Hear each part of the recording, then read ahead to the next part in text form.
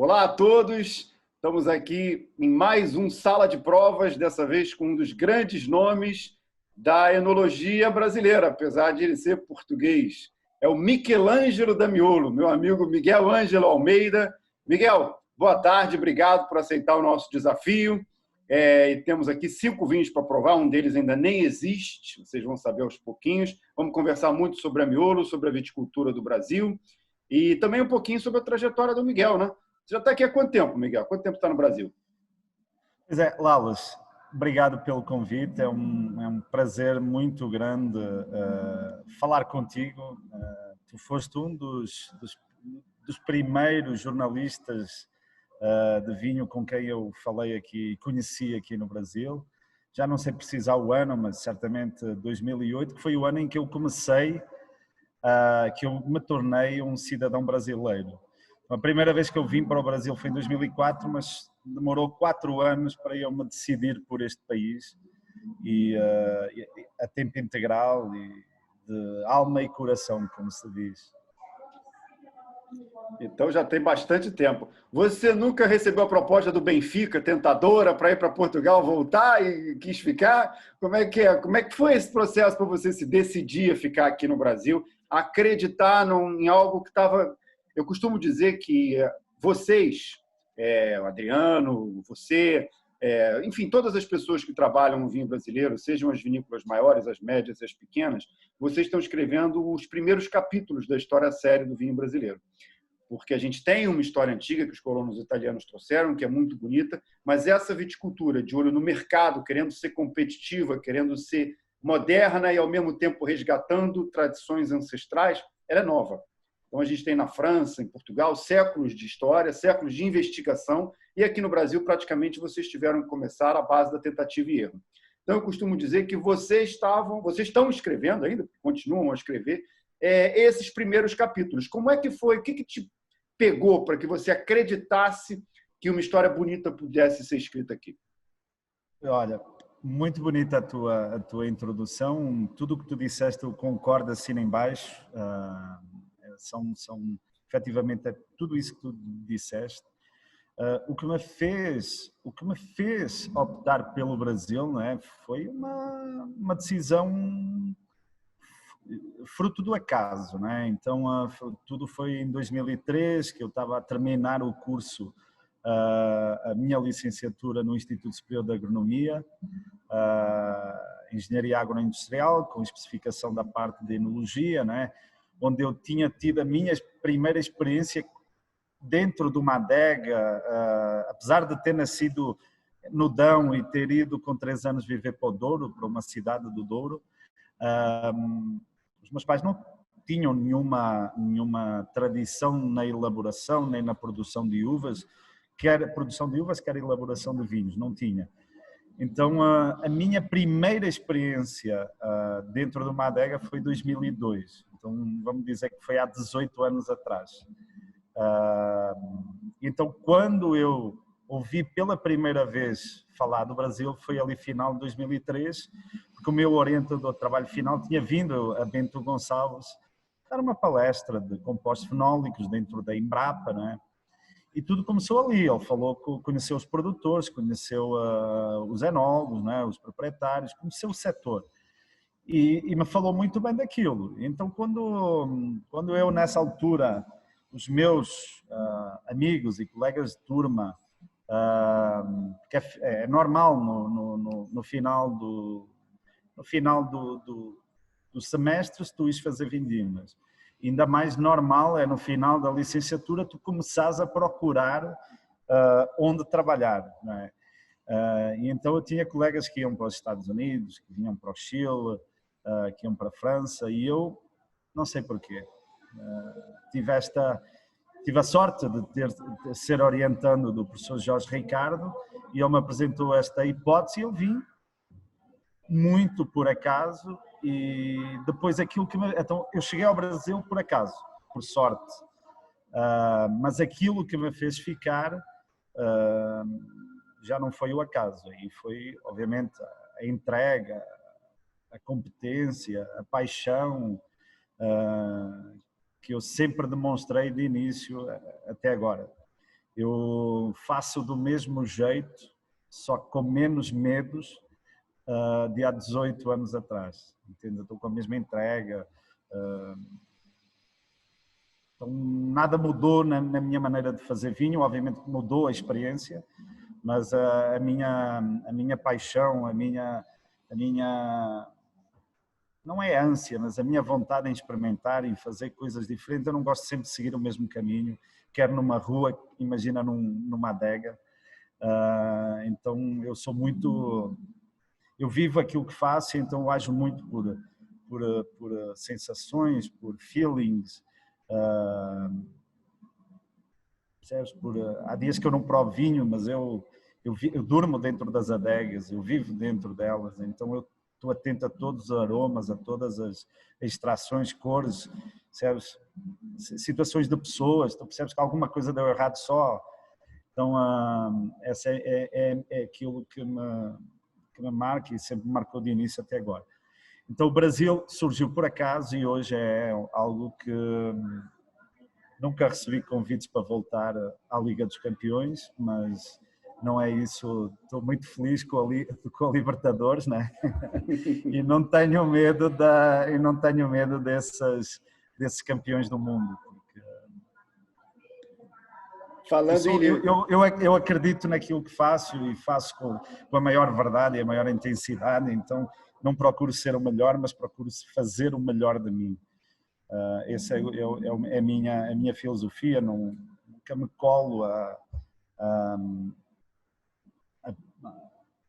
fórmulas, percebes? O vinho não tem segredo e não tem fórmula. Os vinhos, eles traduzem lugares e traduzem as pessoas desses lugares. Eu associo, para mim o vinho é humano, percebes? Eu vivo muito isso, porque eu trabalho com pessoas, eu trabalho com uvas e trabalho com pessoas para me ajudar nessa transformação das uvas em vinho. Então, obviamente, os lugares são determinantes em tudo aquilo que o vinho carrega organolepticamente, não é? Que muda a parte aromática, a parte de boca, não é? Mas não interessa ter uma boa região se tu não tiveres um bom homem. O homem aí eu falo de conhecimento, não é? Conhecimento. Eu acho, Miguel, que o homem é parte decisiva do terroir. É impossível a gente definir um conceito de terroir sem colocar o lado humano aí na história. O lado cultural, inclusive. Não só o lado do homem que trabalha, mas o lado cultural da região onde esse homem está inserido. Eu acho que é uma combinação de fatores. A gente tem a microbiologia do lugar, a gente tem o clima, a gente tem o solo, a gente tem o ano, mas a gente tem esse lado humano muito forte. E esse é um ponto importante para a gente tocar aqui, porque você participou ativamente da construção de um terroir. Eu lembro nas nossas primeiras conversas, logo que você assumiu a Miolo, que a gente se conheceu, já faz muito tempo isso, você falando da campanha gaúcha. A campanha estava ainda no nascedouro. Se a Serra Gaúcha já era uma coisa nova, a campanha, então, ainda estava quase que ali na maternidade, estava ali no berçário. Hoje, passados todos esses anos, já é possível, por exemplo, a gente dizer que já se pode definir um terroir da campanha, inclusive com esse lado humano sendo muito presente? Não, ainda falta muito. Só para tu ter, há um número que eu descobri, porque eu não gosto de falar à toa, eu gosto de falar com conhecimento. Se eu não souber, eu não digo nada, eu não vou falar. Então, a campanha é metade da área de Portugal. Da área continental de Portugal, a campanha...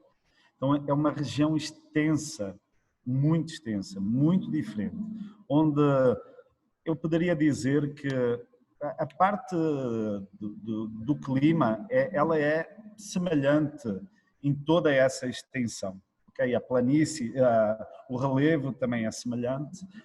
O que muda nesta extensão toda são os solos. Okay? Então, por exemplo, a região da campanha central, onde, por exemplo, nós temos Santana do Livramento, Quaraí, os solos são completamente arenosos. Praticamente 100% do solo, né, na camada onde as raízes estão, são areia. Os solos do Ceival, que dista 200 quilómetros, estamos a falar de uma mistura, são solos de textura média, né? Metade areia, metade argila. Eu costumo brincar que eu, com 150 quilómetros em Portugal, eu saio de Lamego, que é a terra dos meus pais, eu chego a Viseu, no Dão, né? Lamego, Douro, Viseu, Dão, chego a Nadia, na Bairrada. E eu, na campanha, trabalho num produtor de vinhos que leva 200 quilómetros para mudar de vinha, entende? Que é o Ceival e Almaden. Então, é completamente diferente. E a questão que ainda, isso que tu disseste é verdade, eu tive a sorte, quando vim para a Miolo, ter vindo num momento muito positivo da Miolo, naquela altura, em 2004, e quando assumi pela primeira vez o Ceival, e disso eu tenho muito orgulho, que fui desde então, desde o primeiro vinho feito na propriedade, eu sou enólogo, então isso me orgulha muito, desde 2007, que o meu laboratório, que me construiu como aquilo que eu sou como hoje como profissional, foi ali naquela vinha, naquela adega incompleta até hoje. Ainda está então, incompleto? Ainda está incompleta, entende?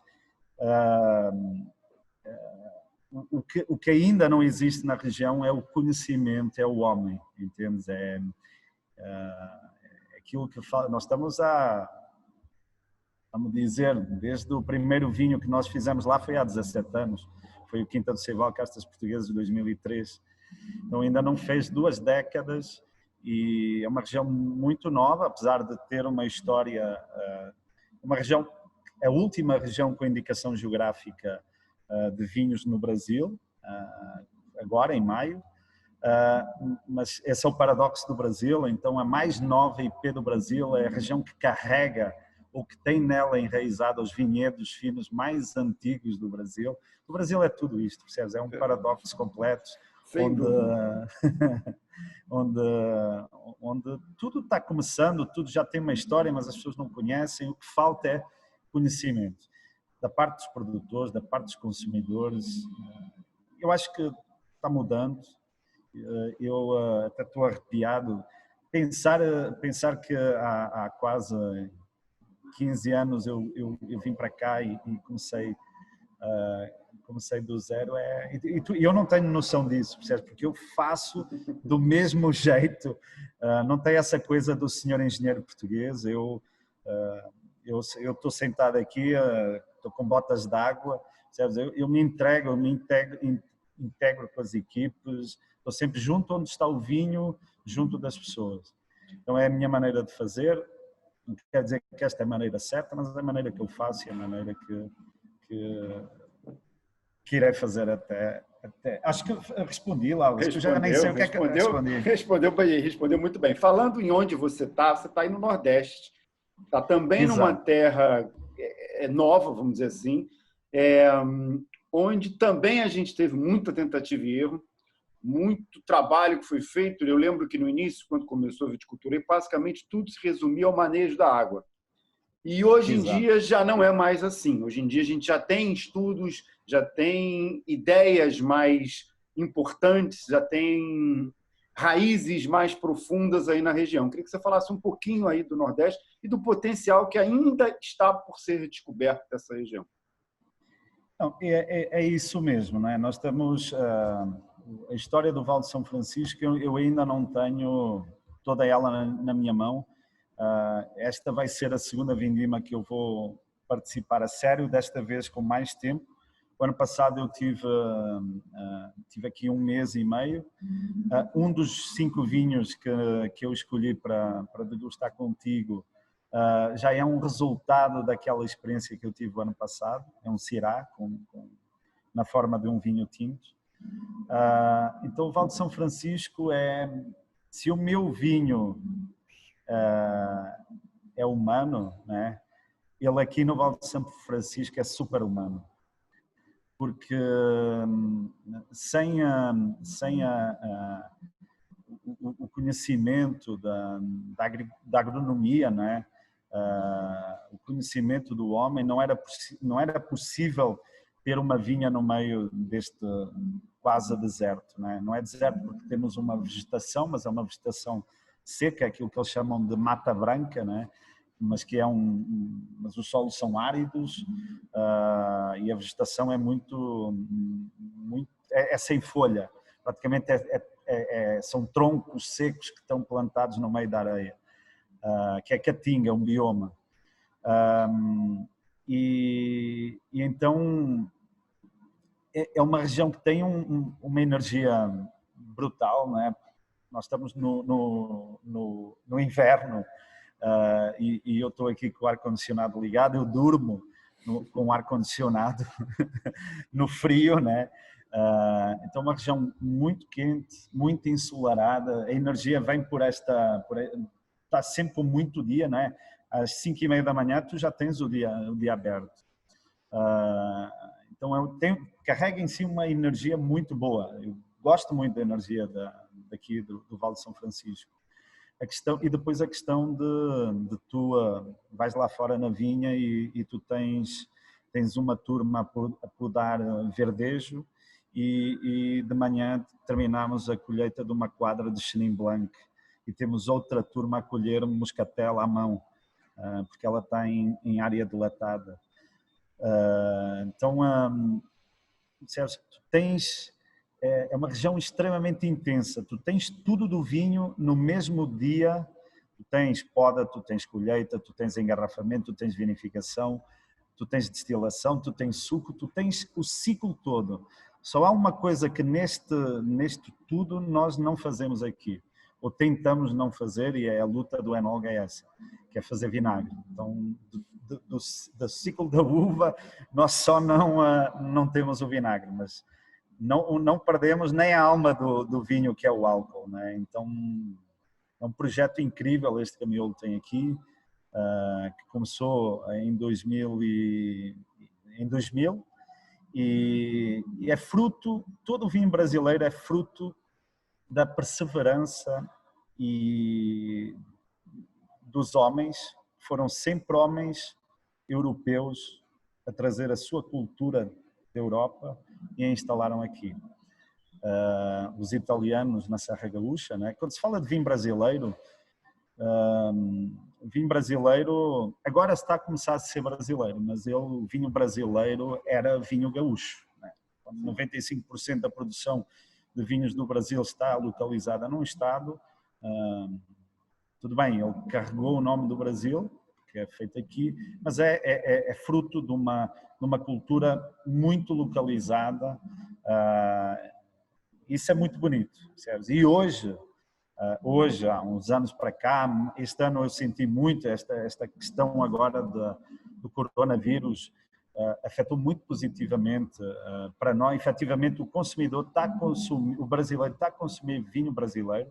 Nós percebemos isso porque aumentamos muito o número de garrafas envasadas. Então está a descobrir, e está valorizando. Não é uma coisa de comprou uma vez e depois baixou, não. Nós estamos muito contentes com este movimento que está a acontecer. Isto fugiu um pouquinho para dizer o quê? Que o vinho brasileiro hoje está-se a tornar brasileiro porque já é uma realidade não só do Rio Grande do Sul, uma realidade, como tu disseste no início, económica, né? Cultural.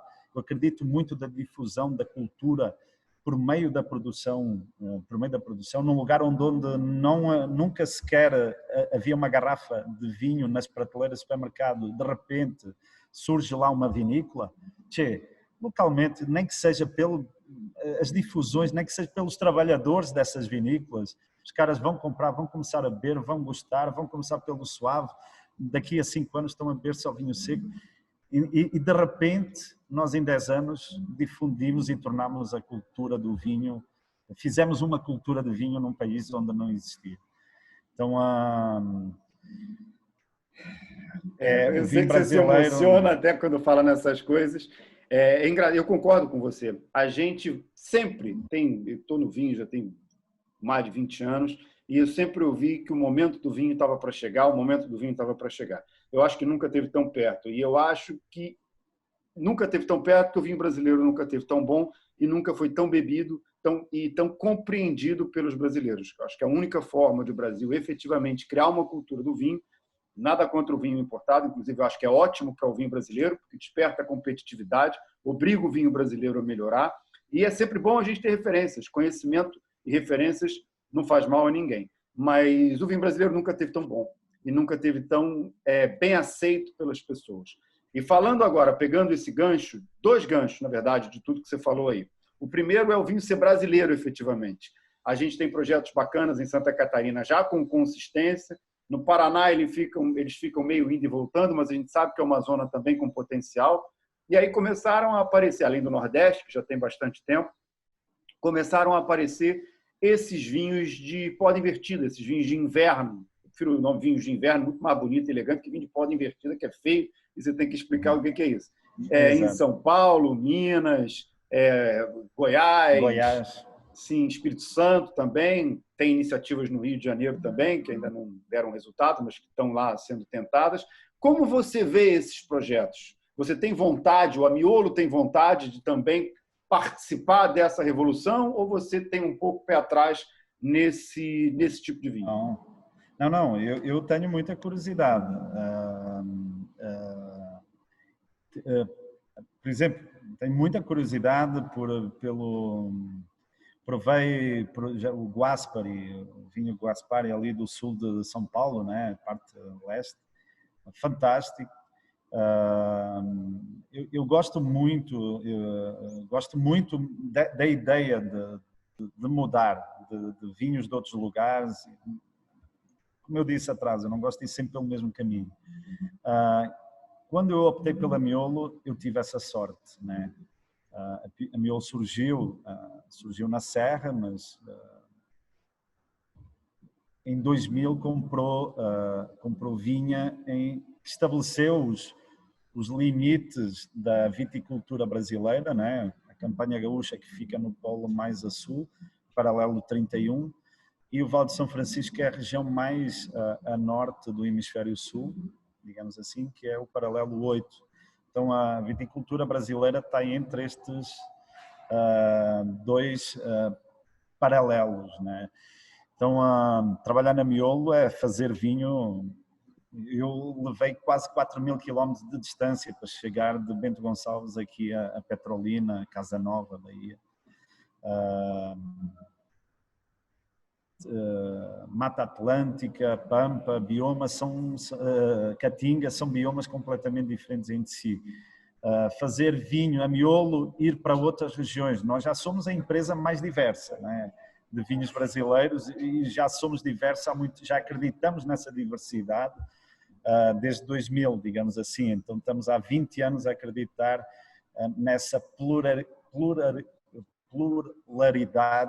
plural, né? O vinho brasileiro ser plural e ser diferente, já há 20 anos. Estamos com 31 anos de história.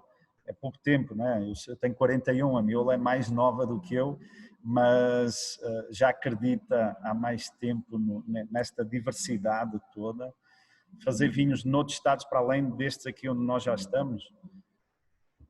A empresa não é minha, a empresa é do Adriano, mas hoje ainda estamos num momento de muito pragmatismo. Está bom, a circunstância atual é muito favorável, muito positiva, só que demorou muitos anos para acontecer.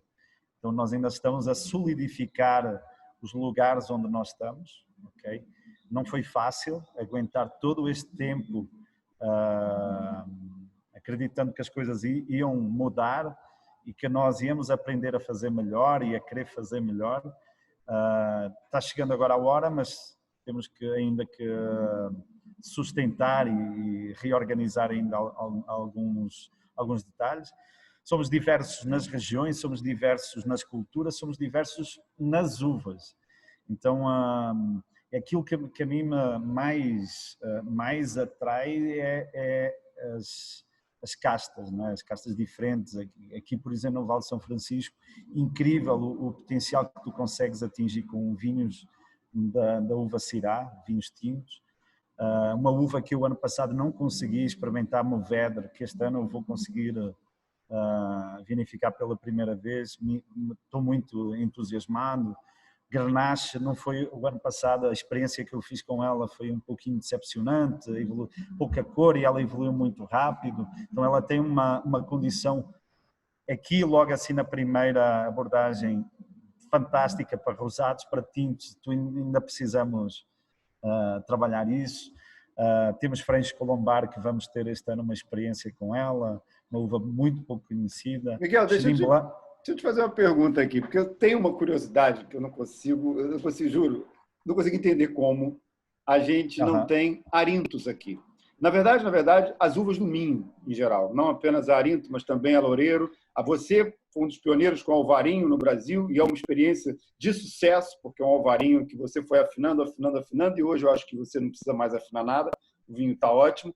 Mas as outras uvas do Minho, eu não sei, eu vejo tanta similaridade em termos de umidade, em termos de ciclos. Sim, sim. Por que a gente não experimenta mais essas uvas aqui? Especialmente essas duas, arinto e loureiro. É assim, talvez porque eu ainda não tenha tanta força dentro da miolo como possa parecer, não é? O Adriano pode mais do que eu. Mas sim, Arinto é uma casta que se dá no Alentejo não vai dar aqui, não é? É uma casta bem interessante pela questão fresca. E aqui também tem um pouquinho a ver com a parte tradicional que nós temos no vinho. Nós estamos a falar, o vinho brasileiro é tipicamente de encepamento francês, não é? São poucas as outras uvas. Outro paradoxo. O vinho brasileiro, o vinho gaúcho, é da colonização italiana. Onde é que estão os vinhos brasileiros dessas uvas? E detalhe, já tivemos, né? Já tivemos no início muita Peverella, muito Terol. Mas agora, não é? Eu acho que falta isso. Então, as pessoas estão habituadas a entregar aquilo. As pessoas, do que eu digo, os produtores daqui talvez estejam habituados a entregar aquilo que as pessoas normalmente querem e não em surpreender as pessoas, não é? Então, tudo está a começar, não é? Eu sempre batiam em nós, batiam em mim. Eu dizia, os primeiros vinhos surgiram em 2004, calma, estava a mostrar um vinho de 2006, 2008. É normal os teus inícios, tu tens medos, tu tens exageros, tu ires fazer releituras de outros lugares, de outras pessoas, né? E agora sim, já estamos com 15 anos de experiência, mesmo assim somos novos, mas evolução o homem é fruto é o resultado de 350 bilhões de anos de evolução, né? Então, o que são 15 anos dentro disso, né? Não é nada. Estamos no início, estamos ainda construindo uma imagem. Nesse capítulo, eu acho que a miolo nisso é muito diferentona, ok? Ela é grande, Isso é outra das coisas, não somos grandes porra nenhuma, né? Qualquer adega cooperativa em Portugal produz aquilo que nós produzimos ou mais. Qualquer catena Zapata faz mais vinho, milhões de litros de vinho que o setor de vinho fino no Brasil. Então, quando falamos, vamos falar sério, né? Vamos... É verdade. E falando do Catena, uma última pergunta antes da gente começar a provar os vinhos. Olhando para trás, olhando para a tua chegada aqui, o vinho brasileiro era bem diferente, estava muito no início ainda, e a gente tinha muito Chile e Argentina como as principais referências, porque eram dois emergentes no mundo do vinho que estavam ganhando mercado nos Estados Unidos e mesmo na Europa. Os argentinos mais nos Estados Unidos, os chilenos nos dois, com muito foco na Inglaterra. E o vinho brasileiro, talvez em determinado momento, tenha buscado o estilo do vinho chileno e argentino, um vinho mais concentrado, com uma colheita mais tardia, o que para nós é muito complicado. O gosto universal, vamos dizer assim, o mercado de vinho em termos de gosto mudou. Talvez, felizmente, os críticos tenham perdido um pouco do poder que já tiveram e as pessoas tenham mais cultura e mais liberdade de escolher por elas próprias. Então, a gente tem visto o mercado caminhar para vinhos com uma roupagem mais elegante, com maior frescura ou frescor, menos extração, menos concentração, deixou de ser uma importância tão grande, Você vê na Europa cada vez as colheitas um pouco mais precoces, não só por conta do aquecimento global, mas também para não extrair, para não pegar aquela uva super concentrada, o super madura, para fazer aquelas bombas de fruta que a gente tinha tantos aí no início do milênio, no início do século. Para nós é bom, porque a gente, em termos de bomba de fruta, tem mais dificuldade de competir do que em vinhos elegantes. Eu queria que você dissesse um pouco de como foi ver de dentro toda essa transformação, sem falar na acidez. Nós temos uma capacidade de ter vinhos com acidez natural muito melhor do que os argentinos, por exemplo. Como você viu de dentro toda essa transformação do mercado por consequência do vinho brasileiro e da Miolo? Sim, eu vou falar assim, nós no início, a extração, eu te dizia mais a extração de coisa que não era para extrair. Então, vinhos não com corpo, sem corpo, né? Onde nós, alguns chaptalizados, onde iríamos colocar em madeira. Então, e madeiras novas, então de poucos usos, onde tu tens mais, onde aportavas mais estrutura, né? Eu estou a falar daquilo que eu percebi dentro da Miolo. Hoje, qualquer um dos tintos que nós vamos degustar aqui, tu vais perceber uma grande diferença há 10 anos para cá. Então, nós somos donos do principal insumo enológico, não é? Ou da principal matéria-prima que é preciso para fazer vinho, que é a uva. É uva e ser humano. Então, nós somos autossuficientes nos dois. Uva, nós temos 1000 hectares de vinhedo, de vinha no Brasil, e temos cerca de 500 pessoas diretas, empregos diretos. Então, esses dois principais elementos nós controlamos. Então, de lá para cá, o que nós aumentamos foi na maturação natural da uva, melhoramos muito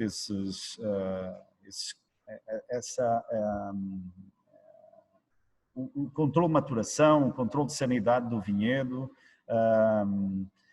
Fomos abençoados nestes últimos 5 anos por 3 grandes vindimas, né? 2015, 18 e 20, isso também ajudou. Na adega tivemos mais cuidado nas extrações e mudamos a questão do uso da madeira. Nós,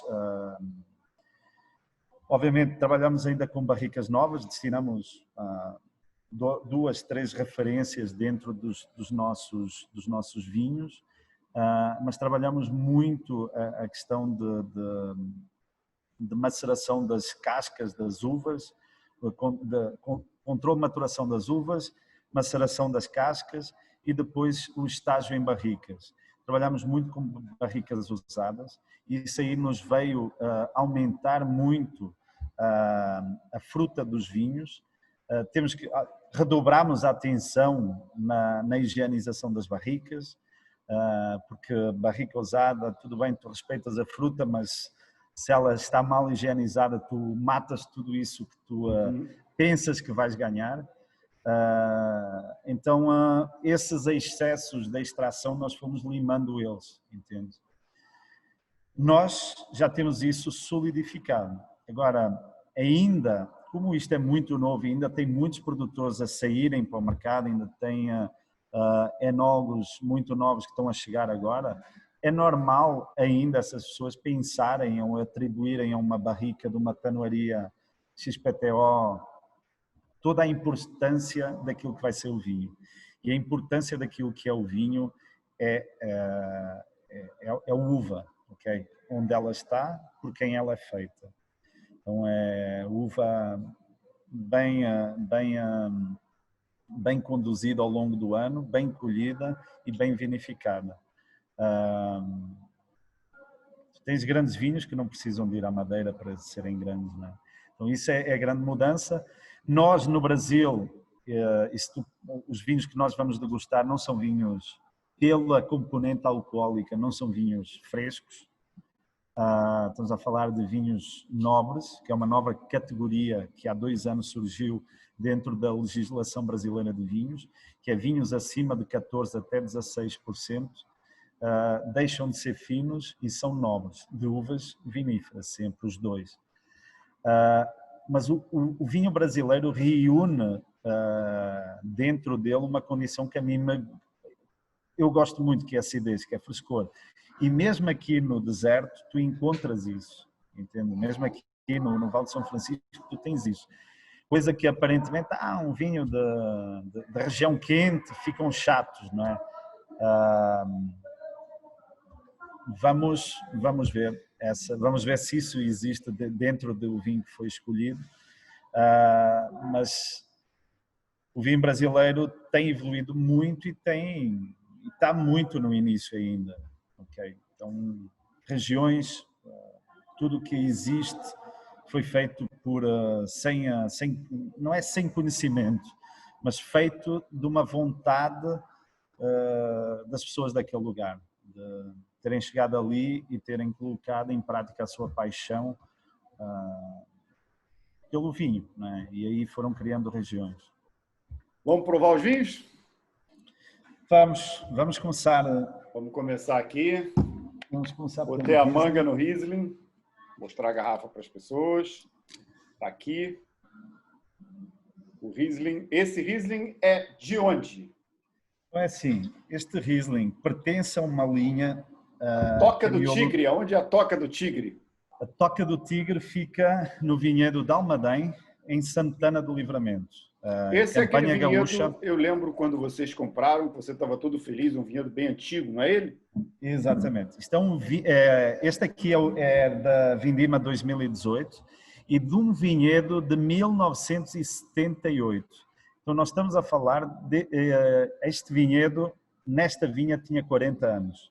Então trata-se, o vinhedo mais antigo é um vinhedo que nós temos lá, na Almadém também, de Taná, de 1976.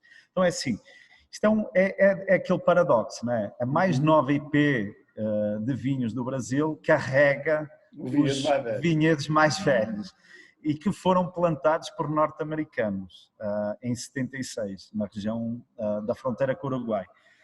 Isto é um património, isto é a história do Brasil, entende? O que nós temos aqui é a história pela idade e pela uva que estamos a mostrar, não é? A beber, que é um Riesling Johannesberg, um Riesling renano. Johannesberg porque os americanos o catalogaram assim, porque as mudas vieram da Califórnia e Johannesberg é um Schulas, em Rheingau, um dos berços, o primeiro berço do Riesling no mundo foi em Johannesberg. Então, é um vinho que tem um vinho branco de 2 anos, sem madeira. Quais são os atributos deste vinho? Ser um vinho de um vinhedo velho, digamos, para o Brasil é velho, 40 anos, de uma uva pouco incomum, ou pouco plantada no mundo, sem madeira, e onde nós exploramos o lado do Riesling, o lado típico do Riesling, por um engarrafamento precoce para conseguirmos entregar mais rápido a questão de evolução da garrafa, que é aquilo que tipifica os Rieslings alemães, não é? A questão da evolução pelo lado terciário pós-petróleos, não é? E é um vinho de vinificação simples, não é? Colhes a uva à mão, desengaças, prensas, 60% do rendimento máximo, separas os outros 15% que juntas e tratas de uma maneira diferente.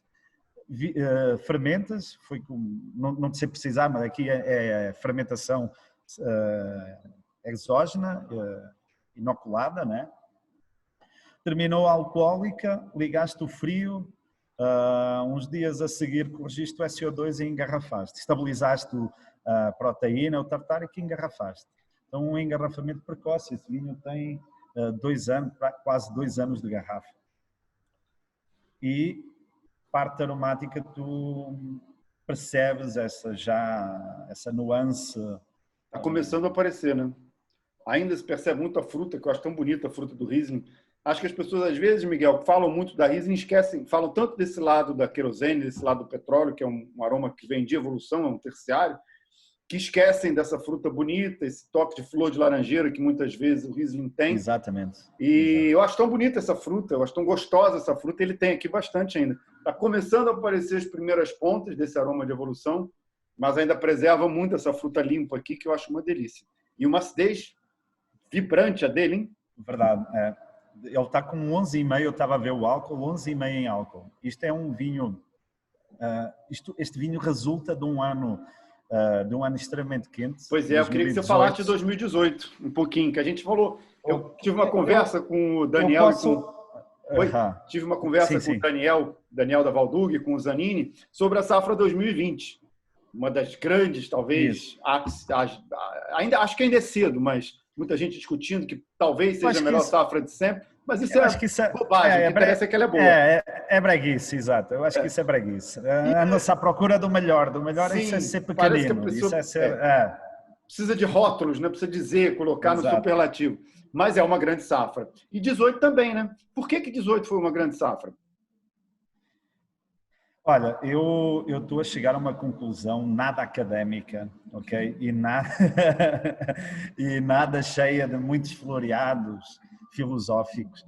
O que determina, especialmente aqui nesta região, na região sul do Brasil, o que determina a qualidade do vinho é o verão, época de colheita, entende? Tem chuvas antes da época de colheita que podem ser prejudiciais se elas caírem no período de floração. Tempranilho, a Tinta Roriz, é uma uva muito desgraçada para chuvas localizadas na época de floração. Tu perdes tudo. Se tu não estás atento, tu perdes a produção inteira. Isso aqui, isso em Portugal, no Alentejo, onde quer que seja, em Espanha, ela é uma variedade muito atreita a míldio, percebes? Então é difícil. Então o que determina é esse tempo seco no tempo de colheita, de verão. 2018 teve tudo para ser um ano nada bom. Porquê? Porque reza a lenda que as uvas são boas resultantes de invernos extremamente frios e longos. E aqui, neste ano, no ciclo vegetativo 2017-2018, nós não tivemos um inverno 2017 agreste, baixo, de temperaturas baixas. Então nós tivemos problemas de granizos na brotação, algumas regiões perderam. Nós, felizmente, conseguimos passar, incluímos a essa calamidade, mas teve outras regiões que tiveram problemas, mesmo a própria campanha teve problemas de granizo na brotação. Frios disparelhos, então as brotações muito oscilantes, que depois isso é um problema na colheita, porque se ela brota antes, brota depois, tu vais ter uva atrasada e uva madura. Então te obriga a quê? A colheita manual e uma colheita manual atenta. Então, tem que colher, entrar no vinhedo, tirar o mais maduro e 15 dias depois limpar o vinhedo, tirar o resto da uva. Então teve tudo para ser um ano que não seria um grande ano. Só que o verão foi marcado por laninha. E aí, tudo foi um ano incrível. Quente e seco, né? Quente e seco, de pouca produção. Nós tivemos no Ceival 1,5 milhão de quilos.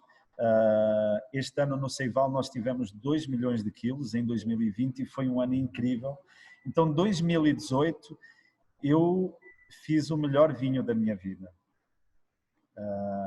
E que foi com uvas plantadas em solo brasileiro, que foi o vinho o Sesmarias, e que foi um ano que deu para brincar, entendes? Um vinho que incrível. Não sei se aí sim eu vou ser um pouquinho lamechas, não sei se eu chegarei de novo lá. 2020 está incrível igual, só que ainda não está na garrafa, não é? Mas está incrível igual. Aquilo que está a ser muito benéfico hoje e a facilitar para nós, enólogos e profissionais da vinha, é o verão seco. 2021 também está, os primeiros previsões climáticas apontam que 2021 também vai ser marcado por laninha. Isso aí nos vai entregar um verão quente e seco na parte sul do Brasil. Fantástico, percebes? Isso é muito positivo para o vinho brasileiro, para os produtores brasileiros, que estão a ser descobertos agora e eles de repente não têm como estragar porque o clima está a ajudar muito. Você falou de 2018, falou também de 2020 e o próximo é um 2020, né? Que não está nem... É um 2020. Vou mostrar a garrafa aqui, que não está nem rotulada, é uma amostra de barrica, não é isso? Exatamente, exatamente.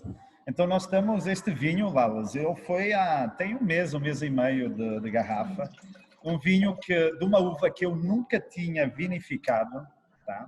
Você sabe que muita gente defende a Cabernet Franc como uma das grandes uvas para o Brasil, né? Muita gente...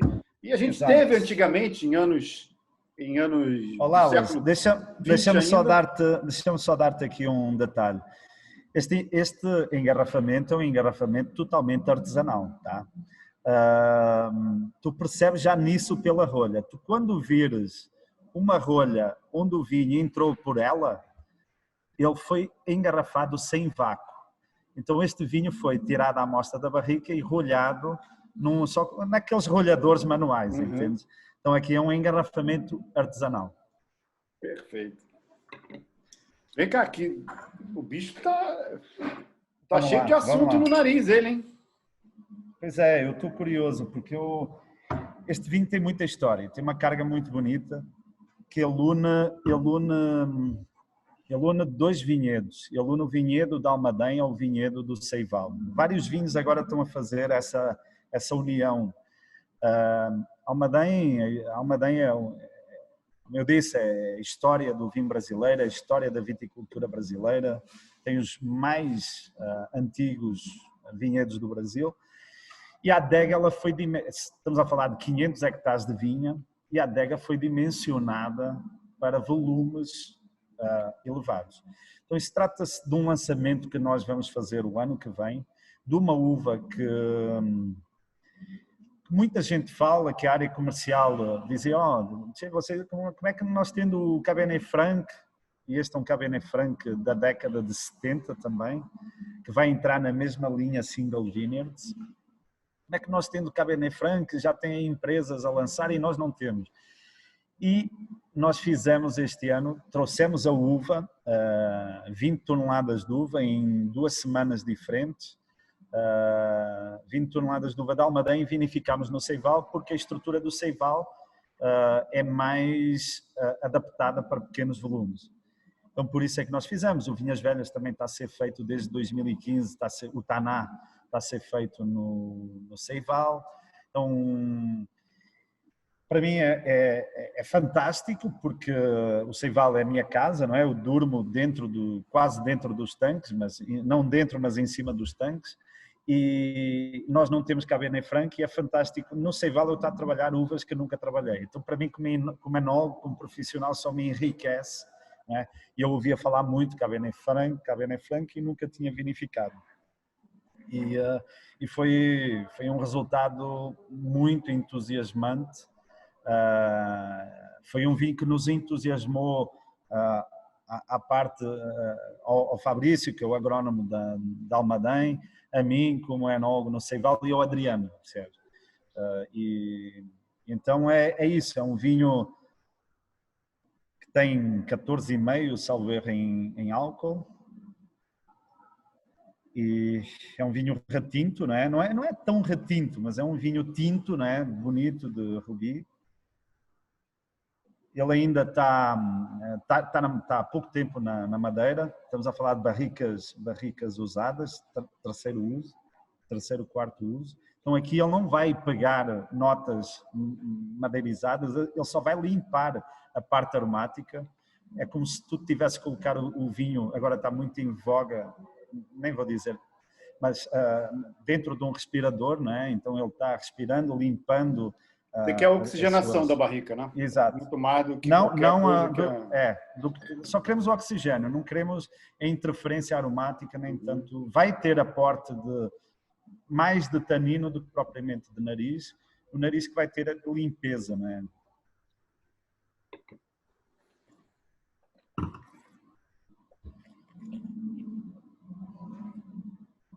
É um vinho, não é um vinho amplo, né? É um vinho de estrutura média, bom frescor. E é um vinho que nós acreditamos que vai evoluir muito bem. Ele não tem muita amplitude, mas ele é preciso, né? Um vinho mais de pressão. Né? Sim. Mas a Cabernet Franc é um pouco disso, né? Não são, normalmente, quando ela está sozinha, ela não dá essa amplitude, de tanto que quando a pessoa quer um pouco mais de dimensão na boca, acaba colocando um pouco de Cabernet Sauvignon no corte ou alguma outra coisa. Agora, me impressionou muito esse nariz. É um vinho que, claro, ele, até por ser uma amostra, ele ainda vai afinar mais, o tempo em garrafa vai ser decisivo para isso. Acho que ele vai integrar melhor na boca. Agora você percebe as coisas, sim, os elementos todos ali. O tanino presente, bastante forte, até firme. Um tanino pegado, não é um tanino macio. É um tanino da Cabernet Franc mesmo. Você percebe a acidez ali. Só que ainda vai integrar tudo, né? Ainda vai arredondar melhor no tempo em garrafa. Vocês vão lançar ele ano que vem só, não é isso? Agora, que nariz que esse cara tem. Foi um vinho que eu disse ao Adriano, porque eu selecionei os vinhos junto do Adriano e disse, não, vamos mostrar este vinho ao Lalas, que ele gosta de coisas diferentes, é uma coisa que nos entusiasma. E isto é um vinho em primeira mão. Tu és depois da nós da Miolo, tu és o primeiro brasileiro, ou o primeiro ser humano a conhecer ele. Tá? Então... Um brasileiro português. Tu és o português brasileiro, eu sou o brasileiro português. Português. Você está falando tchê e eu volto e meia falo que é giro. Ou se calhar. É giro. Tá se calhar. Eu agora é o oxente. Agora é o oxente. Aí é oxente. Ainda tá brutinho, né? Não tá bruto, mas tá brutinho. Mas eu gosto. Eu bebo ele assim mesmo. Tranquilamente. Agora, eu sei, tecnicamente falando, ele ainda vai amarrar melhor com o tempo em garrafa na hora que for lançado. Mas para mim já está uma delícia assim mesmo. Vamos para o próximo. O próximo é daí, não é isso? O próximo é daqui. É um Syrah, um colheita de inverno 2019. Este vinho aqui, Lalas, tem praticamente 2 portugueses a trabalhar nele. E quem são? Sou eu e a Heloísa. A Terra Nova, os vinhos da Terra Nova são elaborados por uma mulher que se formou. Tu agora repara que agora aqui sim temos um engarrafamento a vácuo. Então tu não sujaste. Eu acho que isto é muito curioso, que às vezes as pessoas... é verdade, a diferença das 2 rolhas aí. Então aqui tem a ver com essa parte do engarrafamento a vácuo ou sem vácuo. Falar em rolha, Miguel, uma coisinha muito rápida só porque você levantou essa bola. Impressão minha, a qualidade das rolhas no Brasil melhorou muito nos últimos anos. Tu falas organolepticamente, né? E organolepticamente, sim. A rolha é um elemento, eu vou-te contar, a rolha do Sesmarias é quase metade do preço de um vinho Almaden, entendes? Então a rolha é um elemento natural. Nós temos muito bem definida essa questão de vedação na Miolo. Vinhos básicos, fechamento de screw cap, tu entregas o vinho igual àquilo que tu conseguisse elaborar ou vinificar. Rolha, tu introduzes transformação no vinho.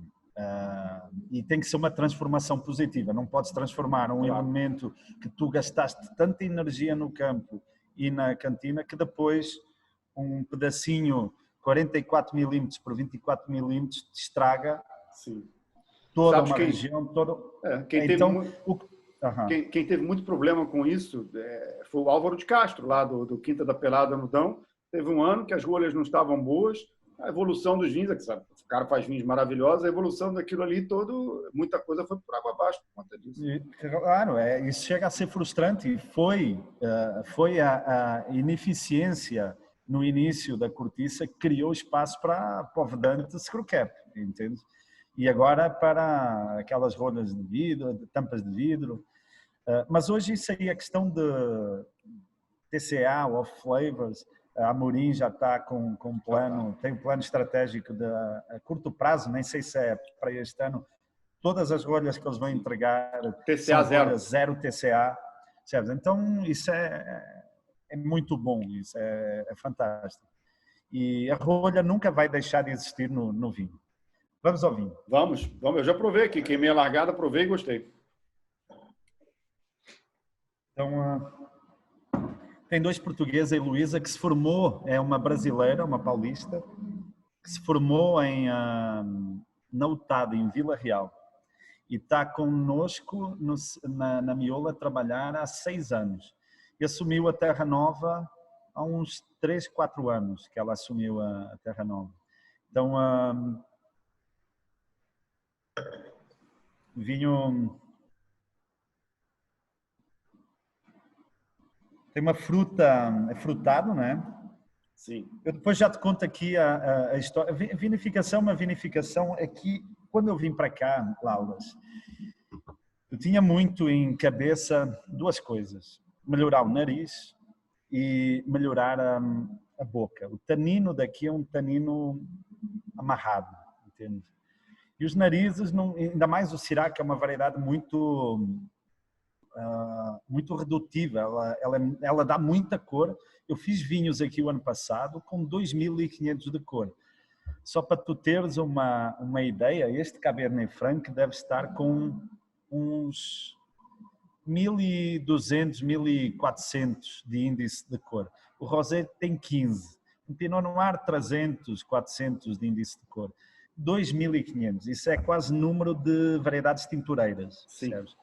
Então, é uma uva que não é tintureira, mas ela entrega muita antociana e muito tanino ao vinho. Tem muita semente. Eu nunca tirei tanta semente foi incrível para mim o ano passado esta uva, porque, sei lá, eu tirei 300 quilos de semente de cada tanque de 10 toneladas. Nunca na minha vida tinha tirado tanta semente de um tanque. Então, eu tinha muito isso na cabeça. Mudar o nariz e mudar a boca. E há um fator que, se tu controlas ele muito bem, tu consegues matar o coelho com uma cajadada só, que é a temperatura. Então, se tu fermentas a temperatura baixa, tu seguras a fermentação mais tempo e o ritmo das leveduras mais lento. Então, você está fazendo em quanto tempo de fermentação? Está durando quanto tempo? Não sei, este aqui, eu sei que o ano passado, como eu fiz em um Syrah com 16% de álcool, este aqui está com 14,5%. É um vinho nobre. Os 2 tintos, todos os tintos são... Não, o último não é fino. Os 3 tintos são nobres.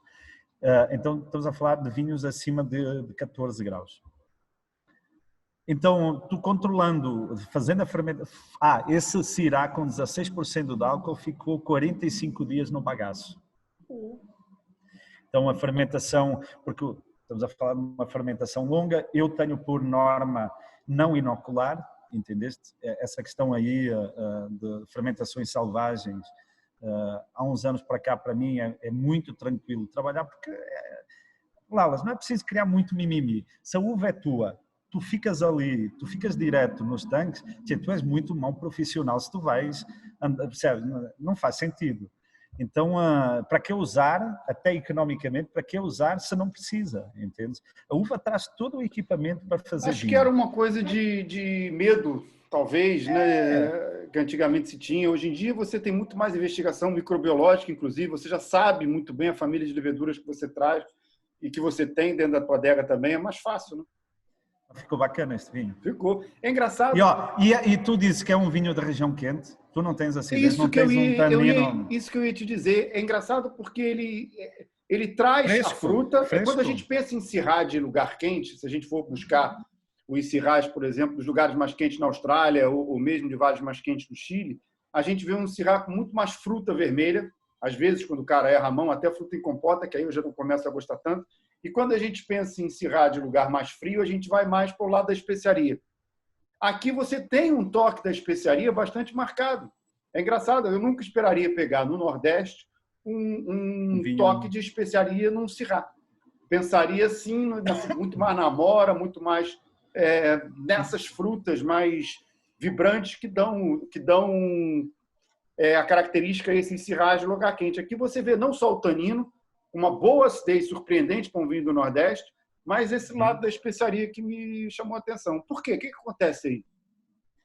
Então o que é que acontece aqui era aquilo que eu trazia na cabeça. Então os vinhos tendiam muito para a redução em garrafa e mesmo durante a fermentação, não é?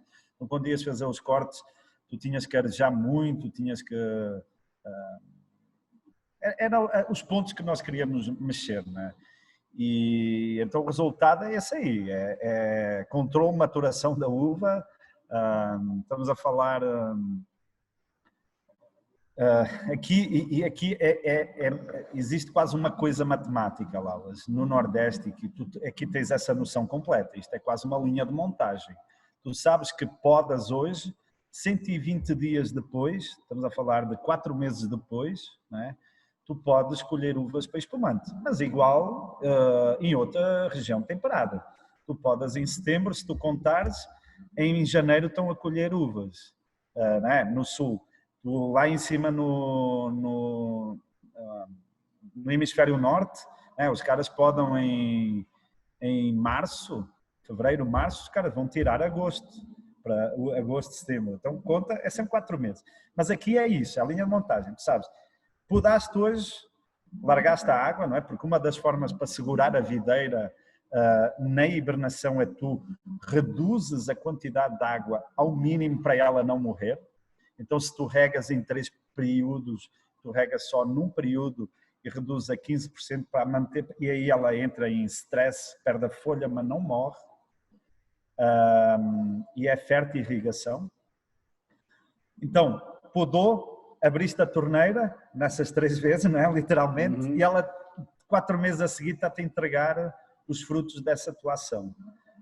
Se tu queres, para espumante, se tu queres para vinho tinto de guarda, tu deixas mais um mês, 5 meses. Então estamos a falar de 150 dias, 160 dias.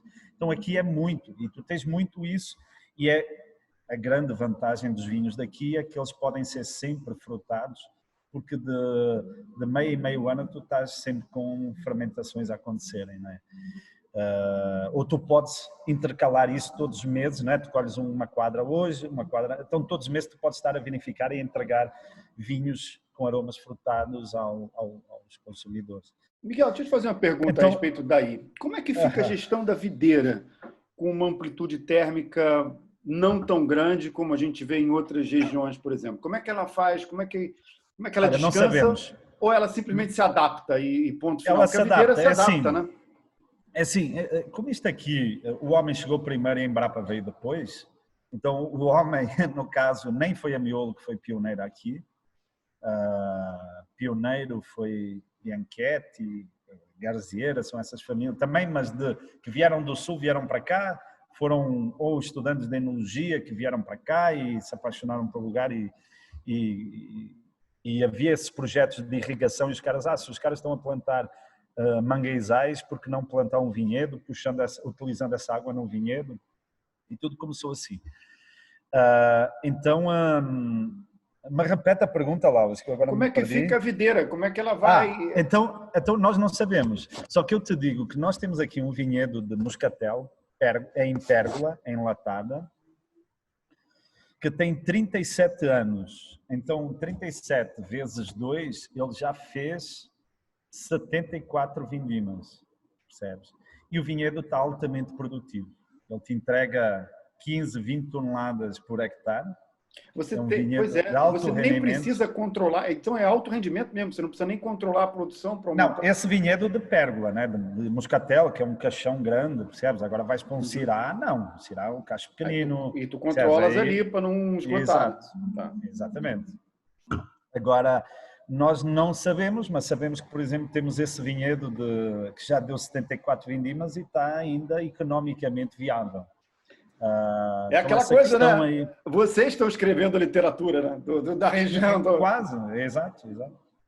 Porque daqui a 100 anos vão se basear naquilo que vocês fizeram agora. Exatamente. Vai Por encontrar isso foi talvez um futuro equilíbrio, né? Por isso é que o Adriano foi muito feliz nos nomes que ele escolheu para os vinhos ícones deles. O lote 43, né, que representa, que eu acho que carrega em si o elemento que caracteriza a colonização italiana na Serra Gaúcha, que os italianos, quando chegavam, recebiam ou compravam lotes de terra de 24 hectares.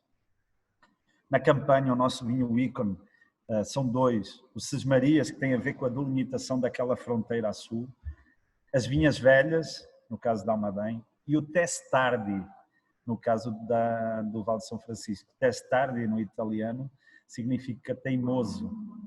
É uma gíria italiana para teimoso. E os vinhos daqui resultam um pouco disso, de teimosia, eu acho que esse nome foi brilhante. É um rótulo muito simples, que tem um mandacaru, uma casinha simples, e carrega esse nome sonante. Gostei desse vinho aqui, viu? Me surpreendeu. E está na linha reserva, ou seja, um vinho de ótimo preço aí para... 40, 50 pila. Pois é. Tá indo... Olha, aquele que até está na gula do Gamé, está nessa faixa de preço, eu achei absurdamente barato. Muito barato, se você comparar até com outros vinhos que custam muito mais caro do que ele está muito bem colocado no mercado. Vamos passar por Touriga Nacional? Vamos passar. E aí vamos...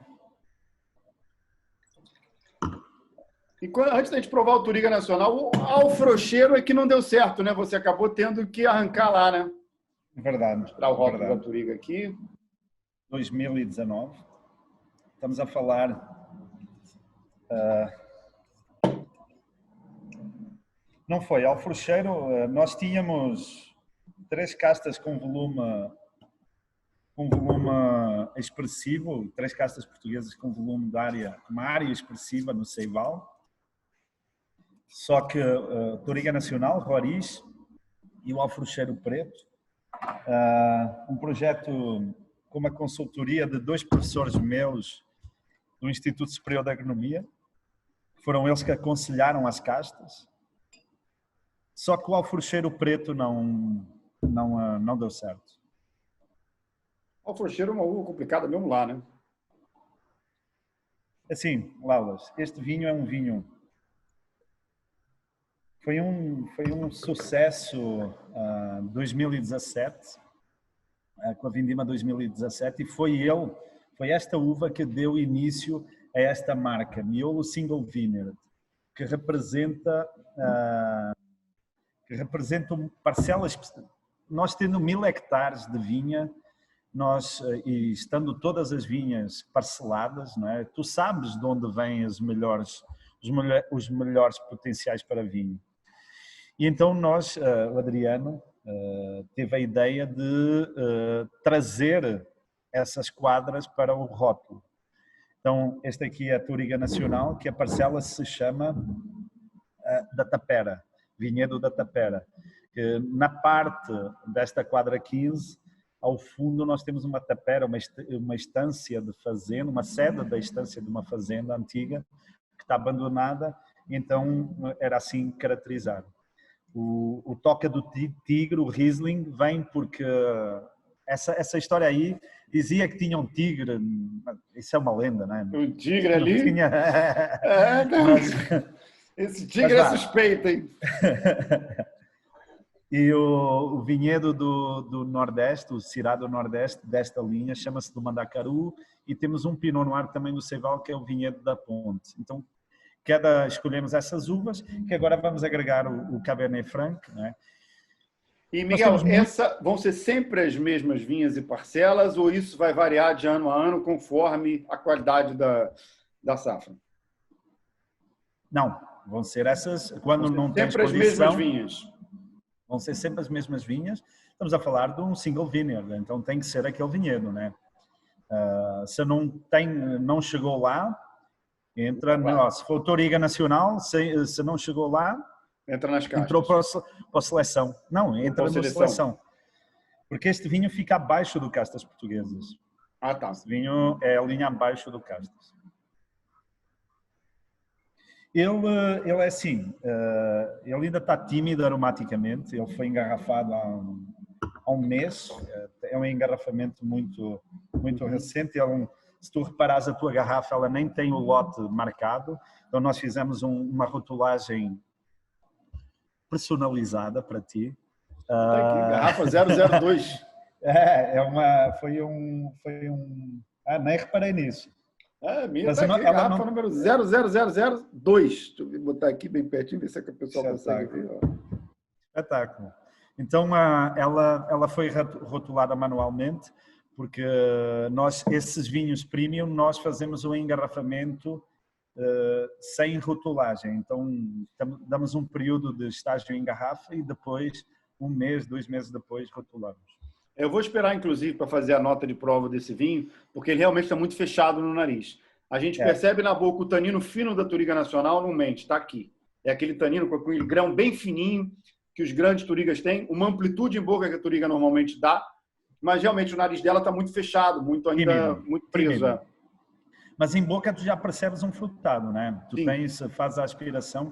Menos floral, mais o lado frutado do que o floral, né? Parece mais um Touriga, se a gente for localizar para Portugal, por exemplo, parece mais um Touriga duriense do que um Touriga do Dão. Ok, bonito. Bonito ouvir-te falar de Portugal. É assim, Lalas, estamos a falar, não foi um ano fantástico, mas nós conseguimos, por exemplo, nós não fizemos, neste ano aqui não fizemos o Castas Portuguesas, mas fizemos o Touriga Nacional. E só fizemos 10.000 litros. Percebes? Então, este ano, 2019, não foi um ano fantástico, mas para nós o consideramos como um Touriga interessante. Tu tens uma boa amplitude de boca, é um vinho de volume médio, estrutura média, onde a parte aromática talvez ainda é mais tímida, mas é um vinho muito gostoso. Se tem um mês só de engarrafamento, é normal que seja assim, né? Sim. E está fechado com uma rolha, né? Então, mas a cor dele é retinta, né? Uma cor bonita. Sim, cor de Touriga clássica. Eu vou deixar ele aberto. E barricas usadas lá. Vou deixar ele aberto para fazer a nota de prova dele depois. Esperar justamente esse nariz abrir mais, me contar mais coisas. Uma coisa, Miguel, que eu não gosto em concursos é pressa. Eu não acredito que em 30 segundos alguém, que às vezes até menos do que isso, tu sabes bem como funciona, alguém tem o dom, seja tão genial a ponto de conseguir ler todas aquelas histórias que o vinho tem para te contar. Eu não acredito nisso. Então, eu gosto, quando a gente fazia as provas, por exemplo, no antigo Jornal do Brasil, a gente deixava todos os vinhos abertos.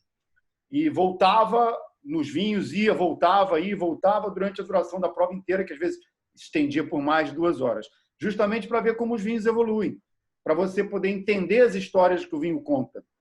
É muito melhor. Eu prefiro fazer assim, faço isso desde sempre. É o meu jeito de provar. Esse aqui é um vinho, por exemplo, que precisa de tempo. E é assim, o volume de espaço que nós tiramos do vinho, né? Normalmente para vinhos tintos, assim com mais estrutura, né?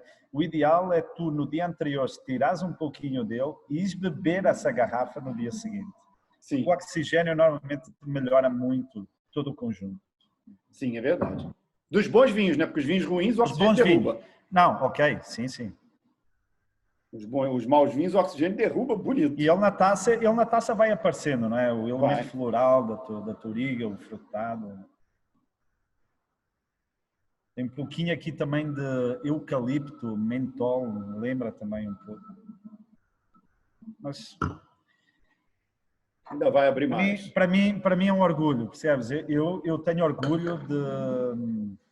Porque a Touriga Nacional é uma casta tinta muito típica, percebes? O cara já provei Tourigas nacionais daqui do Brasil que... Desculpem, mas Touriga Nacional, zero.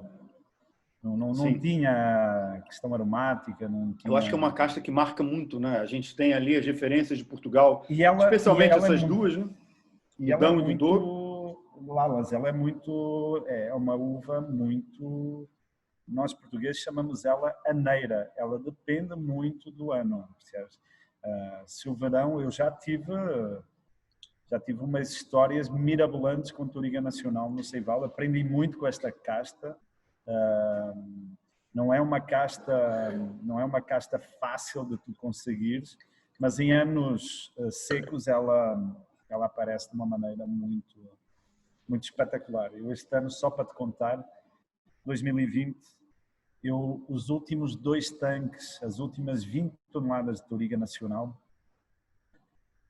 elas aconteceram naturalmente, com 16% em álcool natural, de uma forma de fermentação natural e um vinho incrível, entende? A cinética da fermentação a mim me espantou, certo? Tudo que é acima de 14,5, naturalmente já tens arrasto de fermentação ali incrível, a cinética fantástica, violeta na cor, floral no nariz. Então é uma uva espetacular, só que precisas estar muito atento aos sinais da vinha, e mesmo na adega tu precisas estar atento, ela reduz fácil, é uma uva que precisa de um acompanhamento muito grande ali no tempo de remontagem, tipo de remontagem. Mas é isso, nós estamos a falar, como eu te tinha feito o desafio, né? Estamos a falar de uma linha nós estamos a provar vinhos de 40 a 80 reais, ok? É essa a faixa dos 5 vinhos que foram escolhidos. Tem uma coisa nesse Touriga, o Miguel, que é engraçado. Está começando a abrir aqui, está começando a falar mais coisa, perder a timidez e tudo mais. Mas ele tem... Primeiro, eu adoro o retrogosto dele. Eu adoro o final de boca, a volta dele. Muito boa. E tem 2 toques aqui que não são tão tradicionais assim na Touriga, e a gente sente isso muito mais em boca, justamente nessa volta. Um é um toque salino. E o outro, um toque quase que de carne. Da onde vem isso aí? Exato, tu escreveste um artigo muito bacana sobre mineralidade. Eu leste ele. Eu li, fantástico. Eu também acho que mineralidade, eu sou mais pelo lado dos sépticos, e aprendi isso com o meu guru de enologia, Volker Schneider, na Alemanha, em que ele falava que isso é coisa de esoterismo, né? E o vinho é um elemento de ciência. Ele era um cara muito politicamente incorreto, mas um cientista nato. Então, a mineralidade, eu gosto mais dessa palavra que tu usaste agora, desta salinidade, tem a ver com isso, com sais minerais, ok? Então, sais e minerais, eu escolho sais. Eu acho que é mais essa parte também dos íons, né? da carga do solo, que eu acredito muito disso. A composição do vinho, o substrato do vinho é o solo, né? É aí que está a estrutura dele, né? Tudo o que o diferencia. Mas que essa sensação é fortemente aumentada quando tu tens vinhedos junto ao mar, né? Sim, claro. Vinhedos de Colares, por exemplo. Todos agora os Açores países. Está muito. Os Açores. Eu provei um vinho mexicano, bicho. Parecia que tinham colocado sal dentro do vinho. Incrível mesmo essa sensação. Agora aqui, essa carne pode ser falta de oxigênio, né? Nós dissemos que ele aromaticamente estava um pouco tímido. Eu não diria fechado porque ele não estava reduzido, né? Mas tímido. E ele, com este oxigênio na taça, ele se mostra, né? Ele mostra o frutado. Eu não te consigo explicar essa sensação de carne, talvez venha por essa necessidade de oxigênio, né? Agora, e tem uma acidez brutal ela, hein? Que é uma coisa que às vezes no Douro, se você está numa cota mais baixa, você não consegue. Mas isso é o incrível, Alas, do vinho brasileiro. É que tu, mesmo em regiões e em anos quentes, em regiões quentes e em anos quentes, tu consegues ter a sensação ácida, e quando não tens sensação ácida, tu tens um tanino que te provoca uma sensação de quase a astringência, ou te faz perceber o tanino. E eu gosto muito disso. Eu também. Porque eu gosto de perceber os vinhos, eles têm que me fazer, têm que se mostrar em boca, não pode ser chato. E outra, né? São os vinhos perfeitos para você acompanhar a comida. Se você pega um vinho com um vinho flat, que é pura fruta e volume, mas sem acidez para escorar. E lalas. E também, ó, esta conversa aqui, já vamos com uma hora e meia. Já vamos com uma hora e meia. A acidez e o tanino te fazem salivar, e nós estamos aqui conversando tranquilo, exatamente. Não estamos a ficar chato, cansados, né? Não, estativamente está perfeito, fresco, né? A conversa está fluindo, não está a ficar para trás, está indo para a frente. Exatamente. E vem cá. Deixa eu pegar agora, olha, nesta seleção, assim, eu e o Adriano tivemos o cuidado, se nós exploramos essa diversidade do vinho brasileiro, este vai representar a Serra Gaúcha, ok? E vai representar a Serra Gaúcha num ano quente, num ano que dizem que a Serra Gaúcha só tem condições para fazer espumante, mas este ano aqui, ou os vinhos da Serra, mostram que se um ano é fantástico, nós conseguimos aumentar o degrau, ou o grau deles. Então nós estamos a falar de um corte tipicamente bordalês, Merlot e Cabernet Sauvignon, e este será a segunda linha do lote 43. E aqui é 50-50? Não, 60% Merlot e 40%. Engraçado que o Cabernet ainda fala mais alto no nariz do que o Merlot, né? Apesar de ter mais Merlot. O Cabernet é uma uva que ela precisa de muito sol e muito calor.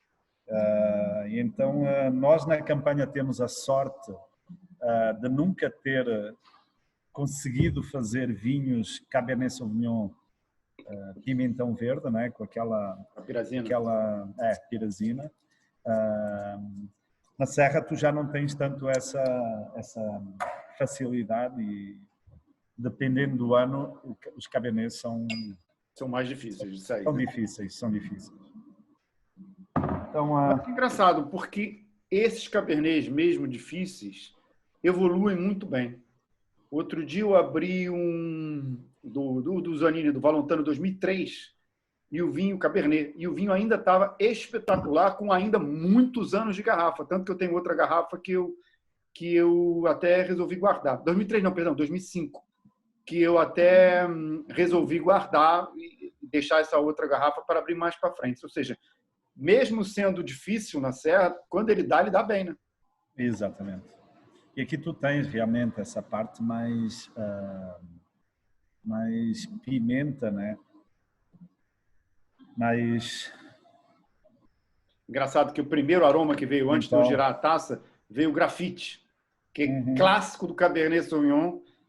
Agora não, depois que gira já começa a aparecer outras coisas. Os anises, né? O anis. Exatamente, já começa a aparecer mais coisas, mas ele é extremamente, eu costumo dizer que cheio de assunto. Eu gosto muito de música, né? Eu gosto muito de guitarra. Meu irmão é guitarrista, um dos grandes guitarristas do Brasil, Vinícius Rosa, e aprendi com ele que quando o cara está solando e é aquele solo que você vê que ele não está se repetindo no solo, é um guitarrista com muito assunto. Então eu gosto de transmitir às vezes alguns conceitos desses para o vinho. Esse aqui é um aroma cheio de assunto, né? Você tem aqui um monte de informação, um monte de conversa com ele.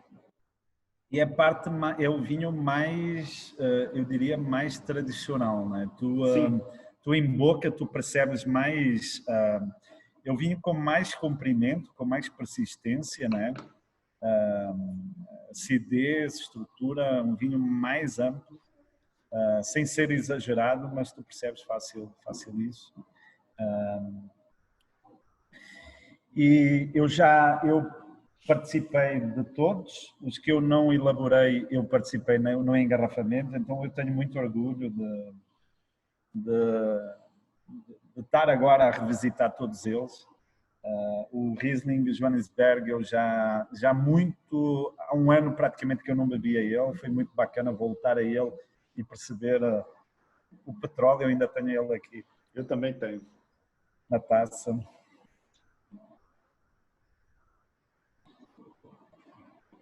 Tem aqui a laranja, isso que tu falaste, a flor de laranjeira, a laranja velha, também lembra muito. Eu gosto muito dessa fruta do Riesling, que às vezes fica meio apagada, justamente por esse lado que ele tem da querosene, do petróleo, enfim, desses aromas, da borracha. E é aquilo, Lalas. Já não sei há quanto tempo eu não provava contigo. Pô, fazia tempo, hein, cara? Não tem, você não tem vindo para cá. Eu gostava. Eu passo mais tempo. Antes dessa pandemia, eu passava mais tempo fora, até promovendo Portugal, fazendo masterclass na China, Canadá, Estados Unidos, mesmo dentro de Portugal, fazendo esses troços todos, e muito em Portugal também, né? Agora, com a gula aí, também vai me obrigar a ficar mais tempo aqui no Brasil. Infelizmente, a gente quer ir, inclusive, repetir quando o Nuno Pires estiver cá, que ele faz questão de ir junto. A gente planeja passar aí, gravar vários programas, como você deve acompanhar. A gente grava lá em Portugal a Essência. A gente quer fazer uma versão disso para a Gula TV, mas aqui, indo aí, na verdade, aí no Nordeste e também lá no Sul, visitando vocês, porque aquela prova que a gente fez foi espetacular, né? Espetacular, e criou uma sinergia muito... Eu não sou um cara esotérico, mas eu me ligo muito às pessoas pela energia que eu tenho com elas. E contigo foi muito notório a afinidade que eu tive. Depois tivemos o interregno. Desde o primeiro, né? Desde o primeiro momento. Depois tivemos o interregno, mas sempre eu te fui acompanhando o teu percurso. Sempre muita admiração, muito e respeito, né? Mesmo quando a gente discorda, a gente discorda. E sempre nos momentos difíceis. Exato, exatamente. Discordar é bonito, a discordância é bela. Ruim é intolerância. Exatamente.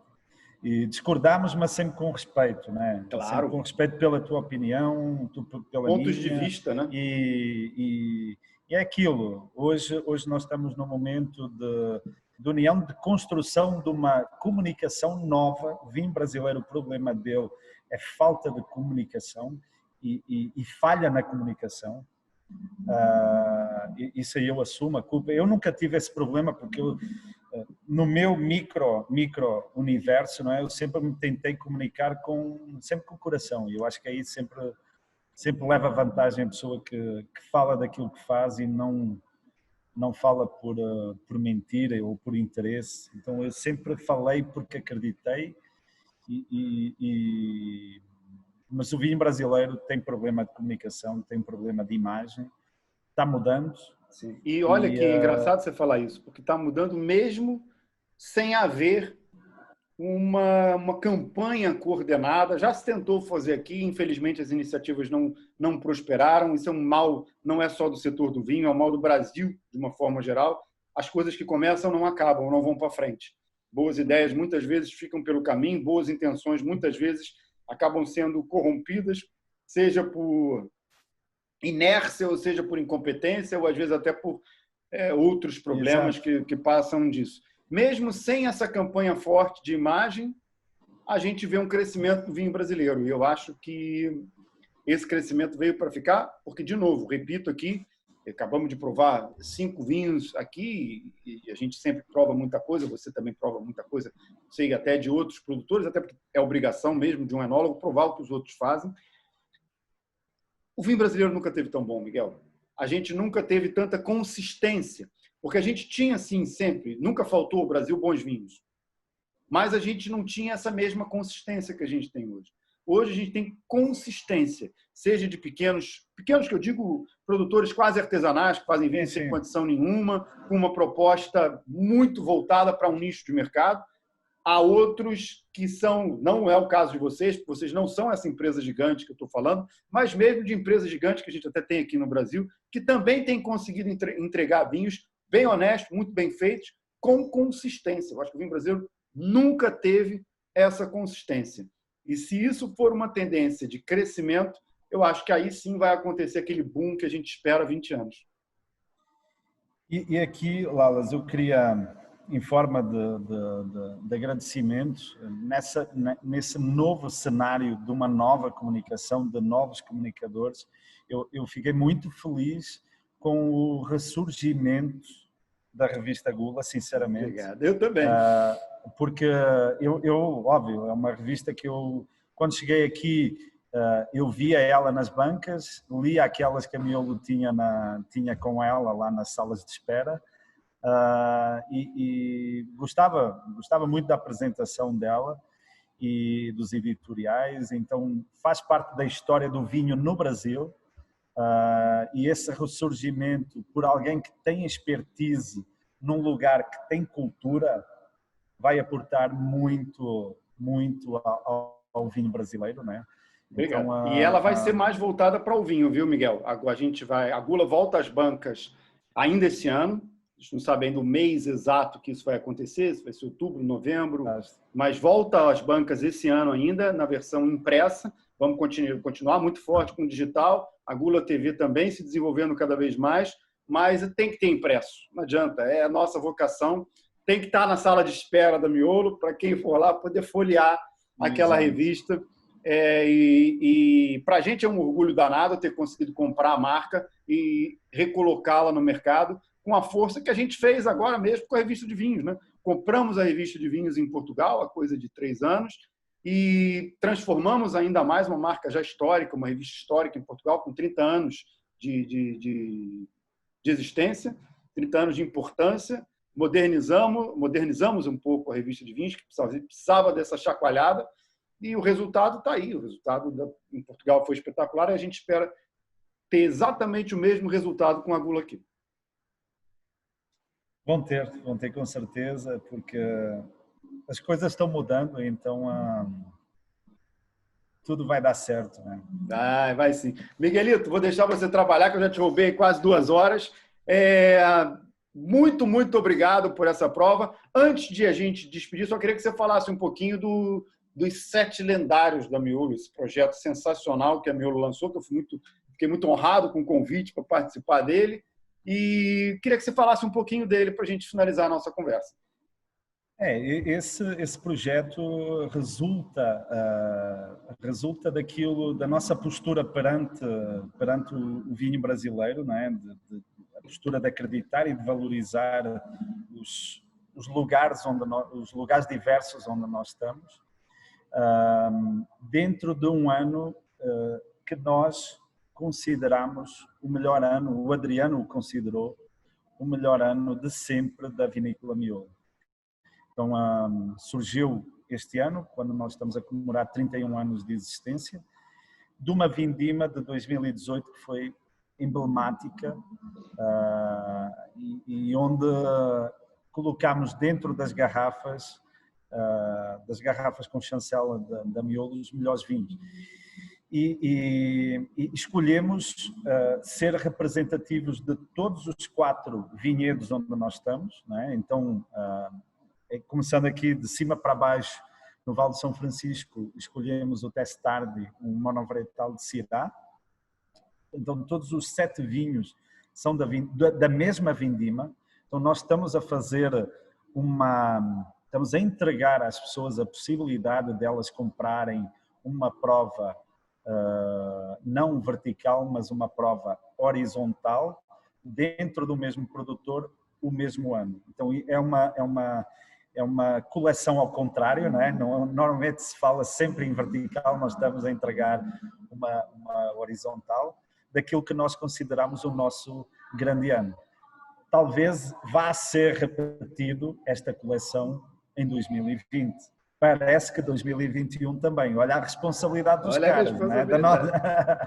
Mas, então, do Nordeste escolhemos esse monovarietal de Syrah.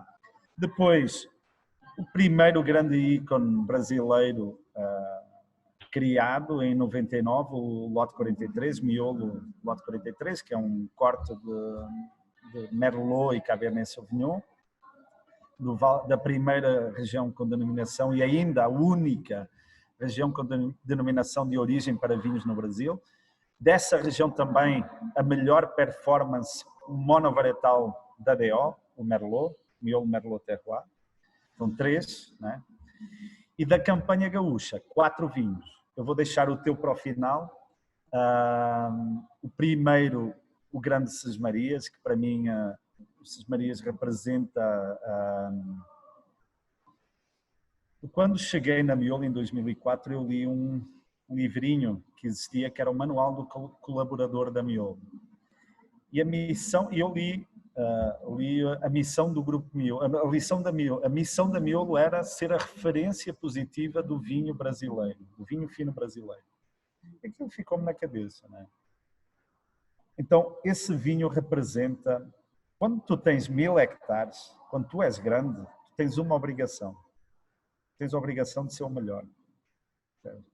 E não tens desculpa para falhar. Isso aí... E não há a culpa é dos pequeninos, não. A culpa é tua. A culpa é sempre dos maiores. Então a responsabilidade máxima é sempre de quem tem a máxima, está no topo da hierarquia. Então ele representa, é um vinho bandeira do país.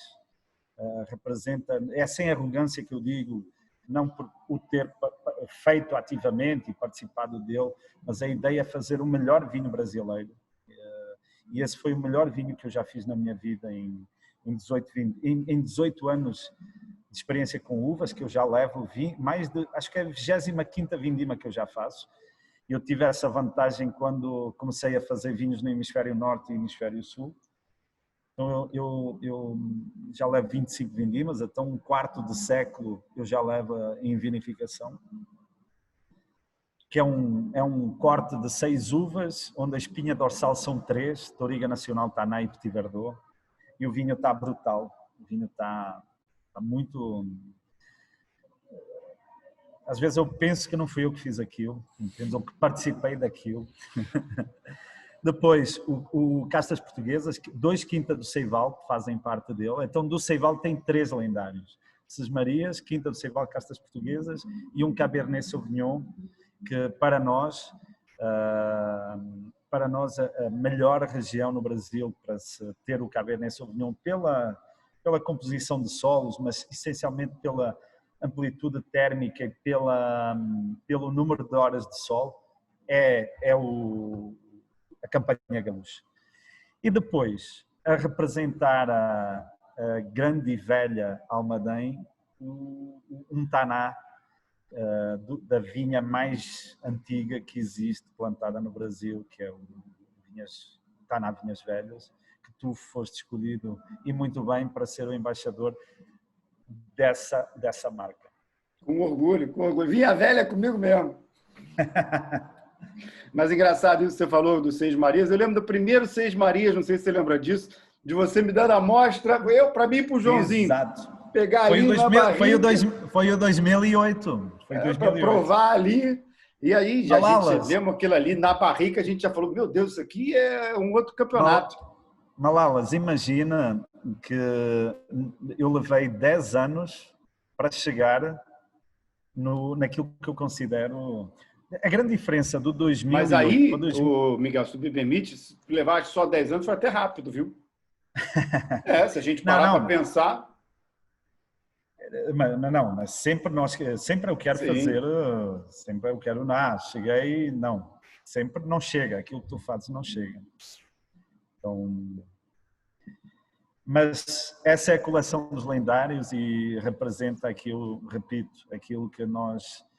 temos de acreditar e valorizar este lugar, que foi um acreditar de uma família que, no final do século XIX, escolheu o Brasil para sobreviver, para mudar de vida, e com ela trouxe essa tradição, essa cultura de plantar uvas, e assim o fez num lugar que aparentemente não tinha condição nenhuma para isso, mas que...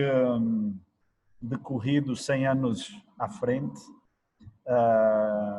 modernizou e mudou os lugares onde eles se tinham fixado, e hoje estamos na campanha, estamos aqui no Vale de São Francisco.